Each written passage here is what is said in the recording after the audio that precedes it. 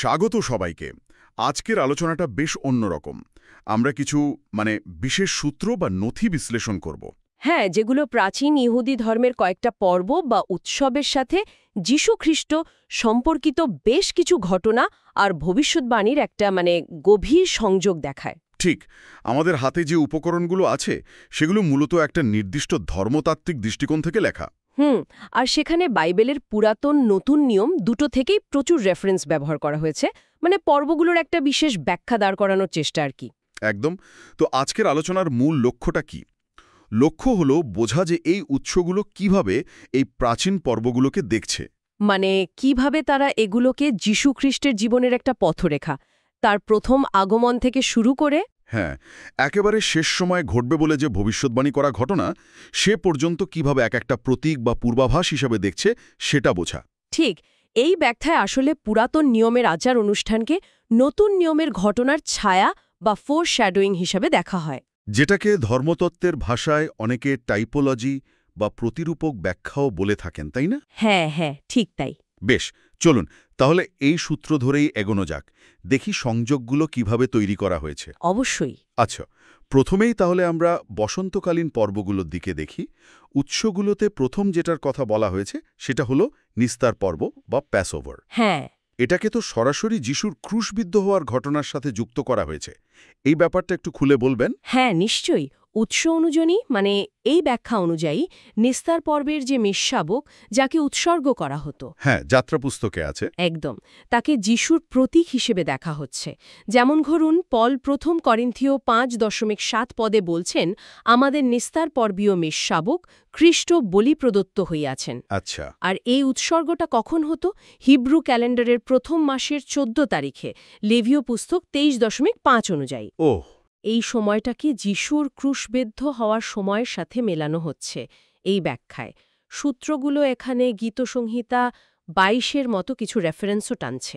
গীতসংহিতা 22, যেখানে ওই যে ঈশ্বর আমার ঈশ্বর কেন তুমি আমাকে ত্যাগ করেছ। হ্যাঁ, বা তার পোশাক নিয়ে ঘুঁটি খেলা, এই সব ঘটনার পূর্বাভাস হিসেবে দেখা হচ্ছে। আর লুক 22:20-তে নতুন নিয়মের যে উল্লেখ সেটাও গুরুত্বপূর্ণ। হ্যাঁ, শেষ ভোজের সময়ের ঘটনা। একদম, যেখানে তিনি তার রক্তে স্থাপিত নতুন চুক্তির কথা বলছেন নিস্তার পর্বের ভোজের সময়। তার এই ব্যাখ্যায় নিস্তার পর্বের মেষশাবকের বলিদান ছিল যিশুর আত্মত্যাগের একটা সরাসরি পূর্বাভাস। বেশ দেশ জোরালো ধারণা। হ্যাঁ, তা তো বটে। আচ্ছা, এর পরের পর্ব কোনটা তালিকায়? তারই শূন্য রুটির পর্ব, তাই না? Feast of unleavened bread. হ্যাঁ, নিস্তার পর্বের ঠিক পরের দিন থেকে শুরু হতো, প্রথম মাসের 15 তারিখ থেকে। আর এটা চলত 7 দিন ধরে? হ্যাঁ, 7 দিন। এই সময় নিয়ম ছিল ঘর থেকে সব তাড়ি বা খামির, হ্যাঁ, খামির, যেটা রুটি ফাঁপায়, সেগুলো সরিয়ে ফেলার উৎস। এটাকে প্রতীকীভাবে যিশুর কবরে থাকার সময়ের সাথে জুড়ছে। কিভাবে? দেখুন, তাড়ি বা খামিরকে বাইবেলে প্রায়শই পাপ বা কলুষতার প্রতীক হিসেবে দেখা হয়। ঠিক। তাই তাড়ি শূন্য রুটি এখানে যিশুর নিষ্পাপ দেহকে বোঝাচ্ছে, যা কবরে ছিল, যোহান 19:42-এর ঘটনার সাথে মিলিয়ে। ও আচ্ছা, নিষ্পাপ দেহ, তাই তারই শূন্য। ইন্টারেস্টিং। উৎসে এখানে গীতসংহিতা 23-এর কথাও এনেছে, সদা প্রভু আমার পালক। হয়তো মৃত্যুর ছায়াতেও ঈশ্বরের সুরক্ষা বা বিশ্রাম, এরকম কিছু। হ্যাঁ, সম্ভবত সেই অর্থেই ব্যবহার করা হয়েছে। বুঝতে পারছি। তাহলে নিস্তার পর্ব হল ক্রুশবিদ্ধকরণ, তারই শূন্য রুটি হল কবরস্থ হওয়া। তাহলে তো এরপর পুনরুত্থানের প্রসঙ্গ আসবে। একদম ঠিক। আর সেটার সাথেই উৎসগুলো জুড়ে দিচ্ছে প্রথম ফল উৎসর্গ পর্বকে, ফিস্ট অফ ফার্স্ট ফ্রুটস। প্রথম ফল? হ্যাঁ, লেভীয় পুস্তক 23:10-11 পদে এর বর্ণনা আছে। নিস্তার পর্ব বা তারই শূন্য রুটির পর্ব চলাকালীন যে সপ্তাহটা আসত তার প্রথম দিনে, রবিবারে, আচ্ছা, যবের প্রথম পাকা ফসলের আটি ঈশ্বরের সামনে উৎসর্গ করা হতো। আর এখানেই মূল সংযোগটা। কি রকম? উৎসটি এখানে খুব জোর দিচ্ছে 1 করিন্থীয় 15-20 পদের উপর। সেখানে যিশুকে একদম স্পষ্ট করে বলা হয়েছে মৃতগণের মধ্যে প্রথম ফল। ও হ্যাঁ, মনে পড়েছে। তার পুনরুত্থান ছিল যেন একটা বৃহত্তর আত্মিক ফসলের শুরু। আর এই পর্বের দিনটা সপ্তাহের প্রথম দিন, রবিবার, সেটা যিশুর পুনরুত্থানের দিনের সাথে হুবহু মিলে যায়। এটা তো খুব গুরুত্বপূর্ণ একটা মেল। অবশ্যই এটাই এই ব্যাখ্যার একটা বড় ভিত্তি। উৎস আরও কিছু শাস্ত্রাংশ টানে, যেমন গীতসংহিতা 24:7-10, হে দ্বার সকল আপনাদের মস্তক উত্তোলন করুন। এটা কি স্বর্গারোহণের ইঙ্গিত? হতে পারে, বা ধরুন গীতসংহিতা 30:3, তুমি পাতাল থেকে আমার প্রাণ তুলে এনেছ, এটা তো সরাসরি পুনরুত্থান। রোমিও 8:11 পদের কথাও আছে, যেখানে আত্মা নশ্বর দেহকেও জীবন দেবেন বলা হয়েছে। আচ্ছা, তাহলে ব্যাপারটা বেশ পরিষ্কার হলো। ক্রুশিবিদ্ধকরণ, নিস্তার পর্ব, কবরস্থ হওয়া, তারই শূন্য রুটি আর পুনরুত্থান প্রথম ফল, এই তিনটে প্রধান ঘটনাকে বসন্তের তিনটে পর্বের সাথে একদম সরাসরি মেলানো হচ্ছে। হ্যাঁ, এই ব্যাখ্যা অনুযায়ী। কিন্তু বসন্তকালীন পর্ব তো আরেকটা আছে, 50 শতমীর পর্ব বা পেন্টিকস্ট, এর তাৎপর্য কি? 50 শতমীর পর্বটা হতো প্রথম ফল উৎসর্গ পর্বের ঠিক 50 দিন পরে, লেভীয় 23:15-16। আচ্ছা, একে সপ্তাহ পর্ব বা ফসল কাটার উৎসবও বলা হতো। যাত্রাপুস্তক 34:22, কারণ এই সময় গমের ফসল কাটা হতো। আর উৎস এটাকে কিসের সাথে যুক্ত করছে? একে সরাসরি পবিত্র আত্মার অবতরণের ঘটনার সাথে যুক্ত করা হচ্ছে, যা ঘটেছিল যিশুর পুনরুত্থানের ঠিক 50 দিন পর। প্রেরিত 2য় অধ্যায়ে এর বিস্তারিত বর্ণনা আছে। হ্যাঁ, ঠিক। যোহান 7:10 পদে যিশুর যে প্রতিজ্ঞা ছিল, যে আমাতে বিশ্বাস করে তাহার অন্তর হইতে জীবন্ত জলের নদী বহিবে, বা যিশাইয়া 59:20 পদে মুক্তিদাতার আগমনের কথা, এগুলো প্রাসঙ্গিক ধরা হচ্ছে। আচ্ছা, উৎসগুলো এখানে আবার প্রথম বৃষ্টি আর শেষ বৃষ্টি, এই দুটোর মধ্যে একটা পার্থক্যও করছে। সেটা কি রকম? প্রথম বৃষ্টি বলতে প্রেরিতদের সময় যে পবিত্র আত্মার বর্ষণ হয়েছিল সেটাকে বোঝাচ্ছে, আর শেষ বৃষ্টি হল শেষকালে আত্মার আরও বড় আকারে বর্ষণ। মানে ভবিষ্যতের ঘটনা? হ্যাঁ, এবং এটাকে প্রকাশিত বাক্য 14:3-4 পদে যে 14,44,000 জনের কথা বলা হয়েছে, যারা পৃথিবী থেকে মুক্ত এবং প্রথম পাকা ফল, তাদের সাথেও যুক্ত করা হচ্ছে। ও, বেশ গভীর সংযোগ তো। হ্যাঁ, দ্বিতীয় বিবরণ 11:14 বৃষ্টির প্রতিজ্ঞা, বা রোমিও 8:23 বিশ্বাসীদের আত্মার প্রথম ফল পাওয়া, এগুলোও এই ধারণার সমর্থনে আনা হয়েছে। বেশ বেশ পরিষ্কারভাবে বোঝা গেল। তাহলে এই উৎস অনুযায়ী বসন্তের 4টে পর্ব, নিস্তার পর্ব, তালিশূন্য রুটি, প্রথম ফল এবং 50 শতমী, এগুলো যিশুর প্রথম আগমনের মূল ঘটনাগুলোর সাথে, মানে তার মৃত্যু, কবর, পুনরুত্থান এবং পবিত্র আত্মার আগমনের সাথে মিলে গিয়ে পূর্ণতা পেয়েছে। একদম, এই ব্যাখ্যাটা এটাই বলছে। এবার তাহলে আমরা একটু বছরের শেষের দিকের পর্বগুলোতে যাই, মানে শরৎকালীন পর্ব। উৎসগুলো এগুলোকে ভবিষ্যতের ঘটনার পূর্বাভাস হিসাবে দেখছে। হ্যাঁ, এখান থেকেই আলোচনাটা একটু অন্যদিকে যাচ্ছে। শুরু হচ্ছে তুরিধ্বনি পর্ব বা ফিস্ট অফ ট্রাম্পেটস দিয়ে। এটার তাৎপর্য কি? এই পর্বটা হতো হিব্রু ক্যালেন্ডারের 7ম মাসের প্রথম দিনে, লেভীয় 23:24। এর প্রধান বৈশিষ্ট্যই ছিল তুরি বা শিঙ্গা বাজানো। আচ্ছা, উৎস এটাকে ব্যাখ্যা করছে যিশুর দ্বিতীয় আগমনের একটা গুরুত্বপূর্ণ ঘোষণা, বা বলা যেতে পারে সতর্ক বার্তা হিসেবে। দ্বিতীয় আগমন মানে সেকেন্ড কামিং। হ্যাঁ, এই ব্যাখ্যায় তুরিধ্বনি পর্বকে শেষ সময়ের ঘটনাবলীর শুরুর একটা সংকেত হিসেবে দেখা হচ্ছে। সূত্রগুলো এটাকে প্রকাশিত বাক্যে যে 7টা তুরির কথা আছে, হ্যাঁ, রেভেলেশন 8-এ, সেগুলোর সাথে সম্পর্কিত করছে, বিশেষ করে সপ্তম বা শেষ তুরির ঠিক আগের সময়টার সাথে। আর কোনো শাস্ত্রীয় ভিত্তি? মতি 24, 29, 30, 31 পদের কথা বলা হয়েছে, যেখানে আছে যে মহাক্লেশের শেষে আকাশে চিহ্ন দেখা দেবে, মনুষ্যপুত্র আসবেন, আর দূতগণ তুরি বাজিয়ে তার মনোনীতদের একত্র করবেন। একদম এই একত্রীকরণকেই উৎস তুরিধ্বনি পর্বের ভবিষ্যদ্বাণীমূলক পূর্ণতা হিসেবে দেখছে। আচ্ছা, তুরি বাজিয়ে ঘোষণা বা একত্রীকরণ হল। এরপর উৎস অনুযায়ী পরের পর্ব তো প্রায়শ্চিত্ত দিবস বা ডে অফ অ্যাটনমেন্ট। হ্যাঁ, ইয়ম কিপ্পুর। সপ্তম মাসে 10ম দিনে। এটাকে তো ইহুদি ধর্মের সবচেয়ে পবিত্র দিন ধরা হয়। উৎস এটাকে কিভাবে দেখছে? এর ব্যাখ্যা নিশ্চয়ই আরও গভীর। হ্যাঁ, এটা সপ্তম মাসের 10ম দিনে হতো, লেভীয় 23:27। এটা ছিল আত্ম অস্বীকার আর পাপ স্বীকারের দিন। উৎস অনুসারে এর ভবিষ্যদ্বাণীমূলক ব্যাখ্যাটা আসলেই বেশ গভীর আর কিছুটা জটিলও বটে। জটিল কিরকম? এই ব্যাখ্যায় প্রায়শ্চিত্ত দিবসকে শুধু একটা দিনের ঘটনা হিসেবে দেখা হচ্ছে না, বরং একটা ঘটনাবহুল সময়কাল হিসেবে দেখা হচ্ছে। একটা সময়কাল? হ্যাঁ, যেটা শেষ সময়ের বেশ কয়েকটা গুরুত্বপূর্ণ ঘটনার সমষ্টি। এই সময়কালটাকে সপ্তম বা শেষ তুরির সাথে যুক্ত করা হচ্ছে। শেষ তুড়ি 1 করিন্থীয় 15:51-52 যেটা আছে, শেষ তুড়িতে আমরা রূপান্তরিত হব। ঠিক, এবং প্রকাশিত বাক্য 11:15 জগতের রাজ্য ঈশ্বরের ও তার খ্রিস্টের হল। শুধু তাই নয়, এটাকে প্রথম পুনরুত্থানের সময়ের সাথেও সম্পর্কিত করা হচ্ছে। মানে 1 থিসেলনিকীয় 4:16 প্রভুর স্বর্গ থেকে নেমে আসা, আর যারা খ্রিস্টে মরেছে তারা প্রথমে উঠবে। একদম, এবং প্রকাশিত বাক্য 20:6 এখানেই শেষ নয়। উৎস মনে করে এই সময়কালে পৃথিবীতে 7টি শেষ আঘাত বা মহামারী, দ্য 7 লাস্ট প্লেগস, বর্ষিত হবে। বাবা, তার মানে প্রায়শ্চিত্ত দিবস এখানে একটা বিরাট মাপের ঘটনা প্রবাহের প্রতীক। হ্যাঁ, প্রকাশিত বাক্য 15:1 রেফারেন্সও দেয়া হয়েছে। তাহলে মোদ্দা কথা হল, এই ব্যাখ্যা অনুযায়ী প্রায়শ্চিত্ত দিবস আসলে এক চূড়ান্ত বিচার, শুদ্ধিকরণ আর রূপান্তরের সময়কালকে নির্দেশ করছে। উৎসব বিষয়টাকে ঠিক সেভাবেই দেখছে। তারা ঘটনাগুলোর একটা ক্রম বলছে। কীরকম ক্রম?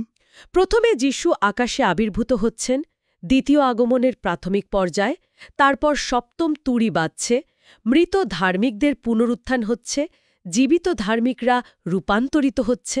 আচ্ছা। এরপর পৃথিবীতে ঈশ্বরের ক্রোধ হিসেবে 7টা মহামারী নামছে। এই পর্বটা শেষ হলে যিশু তার সাধুদের নিয়ে পৃথিবীতে অবতরণ করছেন, শত্রুদের পরাজিত করছেন। প্রকাশিত বাক্য 19। হ্যাঁ, 19-19-20, এবং শয়তানকে অতল গহ্বরে বন্দী করছেন। এই পুরো প্রক্রিয়াটা সপ্তম তুরির শব্দ থেকে শয়তানকে বন্দী করা পর্যন্ত, এই পুরো সময়টাকেই উৎস প্রায়শ্চিত্ত দিবসের ভবিষ্যৎবাণীমূলক পূর্ণতা হিসেবে ব্যাখ্যা করছে। এটা তো বিশাল ব্যাপার। লেভীয় পুস্তকের একটা দিনের আচারের সাথে এত কিছুকে মেলানো হচ্ছে। হ্যাঁ, আর এই ব্যাখ্যাটাকে আরও জোরালো করতে উৎস লেভীয় পুস্তক 16 অধ্যায় যে মূল আচারের বর্ণনা আছে সেটার সাথেও সমান্তরাল টানছে।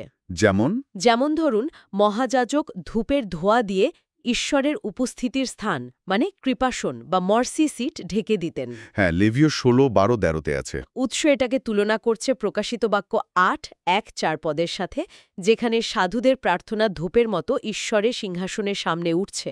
ও, এরপর স্বর্গের মন্দির খুলে যায়, প্রকাশিত বাক্য 11:19। উৎস এটাকে দেখছে পর্দা সরে যাওয়ার প্রতীক হিসাবে। আচ্ছা। আবার লেভীয় পুস্তকে যেমন প্রথমে অতি পবিত্র স্থান, তারপর তাম্বু, শেষে বেদি শুদ্ধ করার নিয়ম ছিল। হ্যাঁ, 16-18-33। উৎস সেটাকেও মহাজাগতিক ঘটনার সাথে মেলাচ্ছে। যেমন স্বর্গীয় স্থান শুদ্ধ করার সময় পৃথিবীতে মহামারী বর্ষণ হচ্ছে, প্রকাশিত বাক্য 15.78। যিশুর পৃথিবীতে ফিরে এসে বিচার করাকে বেদি বা পাতাল শুদ্ধ করার সাথে মেলানো হচ্ছে। আর শয়তান? আর অবশেষে শয়তানকে, যাকে ওই অজাসেল বা আজাজেল নামক ত্যাগ করা ছাগলের প্রতীক হিসেবে দেখা হয় লেভীয় 16-20-22-এ, তাকে অতল গহ্বরে নিক্ষেপ করা। ইন্টারেস্টিং। পুরো ব্যাপারটাকেই একটা কসমিক ড্রামার মতো করে দেখা হচ্ছে। একদম। উৎস মনে করে এই সময়েই ঈশ্বরের সেই গোপন পরিকল্পনা, এফিসীয় 3:9, প্রকাশ পাবে। তার আজ্ঞাগুলোর সত্যতা প্রমাণিত হবে, প্রকাশিত বাক্য 10:5-7। এটা সত্যি এক বিরাট স্তরযুক্ত ব্যাখ্যা। একটা দিনের আচারকে এতগুলো ভবিষ্যৎ ঘটনার প্রতীক হিসেবে দেখা বেশ গভীর। হ্যাঁ, তা তো বটেই। হ্যাঁ, তাহলে এই দীর্ঘ প্রক্রিয়ার পর আসছে শেষ পর্বটা, কুটির বাস পর্ব, ফিস্ট অফ ট্যাবারনাকলস। হ্যাঁ, কুটির বস পর্ব। এর আরেকটা নাম ছিল সংগ্রহ পর্ব বা ফিস্ট অফ ইনগ্যাদারিং, কারণ এটা ছিল বছরের একেবারে শেষ ফসল তোলার সময়। যাত্রা পুস্তক 23:16, 34-22। এটা কবে হতো? সপ্তম মাসের 15 তারিখ থেকে শুরু হতো, 7 বা 8 দিন ধরে চলত। লেভীয় 23:34, দ্বিতীয় বিবরণ 16:13। এই সময় লোকেরা কুটিরে বাস করত। আর উৎস এটাকে কিসের সাথে যুক্ত করছে? এটাকে সরাসরি 1000 বছরের রাজ্য বা সহস্রাব্দ মানে মিলেনিয়ামের সাথে যুক্ত করা হচ্ছে। প্রকাশিত বাক্য 20:6 পদে যার বর্ণনা আছে। মানে যখন শয়তান বন্দী থাকবে, বিচার শেষ হবে, এবং ঈশ্বরের লোকেরা পৃথিবীতে তার সাথে শান্তিতে বাস করবে, বিশ্রাম করবে।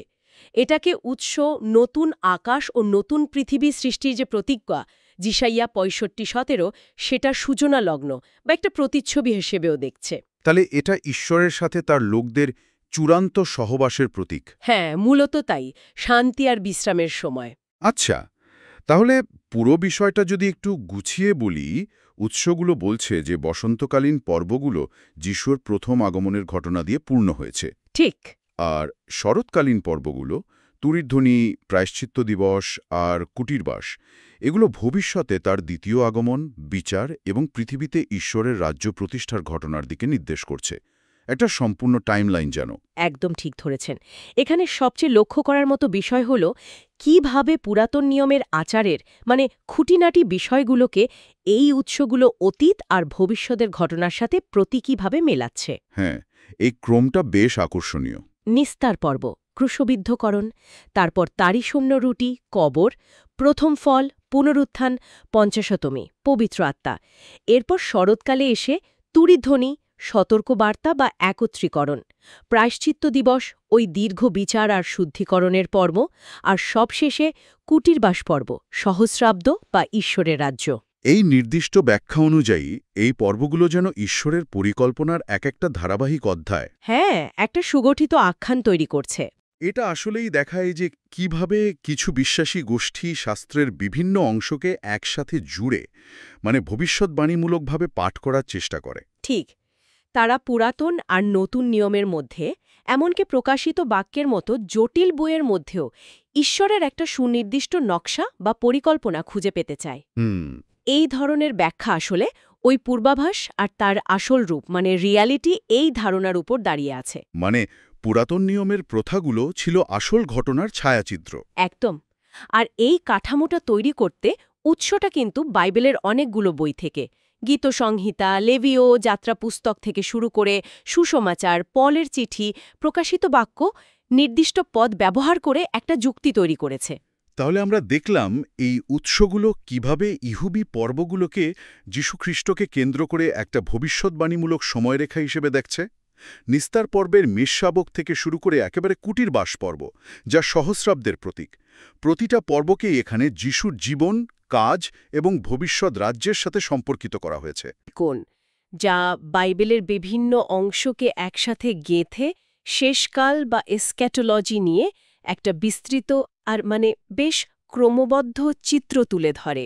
বিশেষ করে ওই প্রায়শ্চিত্ত দিবসকে শুধু একটা দিন না দেখে বরং তুরিধ্বনি থেকে শুরু করে পুনরুত্থান, মহামারী, চূড়ান্ত বিচার পর্যন্ত বিস্তৃত একটা জটিল সময়কাল হিসেবে ব্যাখ্যা করাটা, এটা এই উৎসের একটা খুবই বৈশিষ্ট্যপূর্ণ দিক। একদম, এটা সত্যি খুব উল্লেখযোগ্য একটা ব্যাখ্যা। আচ্ছা, এই আলোচনা থেকে একটা প্রশ্ন কিন্তু মনে আসছে, ভাবনার জন্য রেখে যাই। বলুন।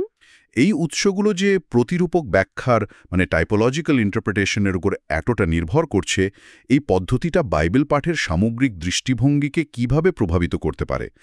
সব সময় কি সবকিছুকে এভাবে মেলানো যায় থাকতে পারে, যা হয়তো এই উৎসের ব্যাখ্যার থেকে বেশ ভিন্ন? হ্যাঁ, সেটাও ভাবার বিষয়, কারণ এই ব্যাখ্যাটা তো একটাই দৃষ্টিকোণ, আরও অনেক ব্যাখ্যা থাকতেই পারে। ঠিক, এই প্রশ্নগুলো নিয়ে ভাবনার অবকাশ রইল। আজকের মতো আমাদের আলোচনা তাহলে এখানেই শেষ করি। হ্যাঁ, ঠিক আছে।